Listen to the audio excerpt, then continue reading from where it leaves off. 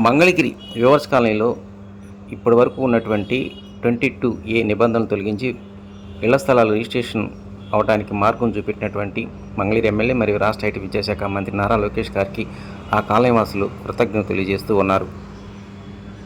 దానిలో భాగంగా ఈరోజు కాలనీలో భారీ కార్యక్రమాన్ని ఏర్పాటు చేస్తూ ఉన్నారు. నారా లోకేష్ గారి దృష్టికి తీసుకెళ్ళాము.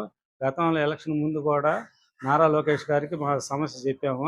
100 ఇళ్ళు పద్మశాలీల కాలనీ అండి, ఇది బీసీలు అందరం, కాబట్టి మాకు 22A తొలగించే బాధ్యత మీరు తీసుకోవాలండి అంటే మీకు ఖచ్చితంగా చేసే బాధ్యత నాదని లోకేష్ గారు హామీ తీసుకున్నారు. ఆ రోజు నుంచి మేము కూడా వచ్చిన కాడి నుంచి మాది త్వరగా చేపిస్తుండే అంటే కనీసం మొన్న పోయిన నెలలో వారి దృష్టికి తీసుకెళ్ళి కోర్టు ఈ రకంగా మాకు తహసీల్దార్ గారికి కాగితాలు వచ్చేసినాయి, మాకు ఫ్రీ అయిపోయింది. ఇప్పుడు లోకేష్ గారి పుణ్యమా అంట ఇప్పుడు మేము చాలా ఇబ్బందుల నుంచి బయటపడ్డామండి.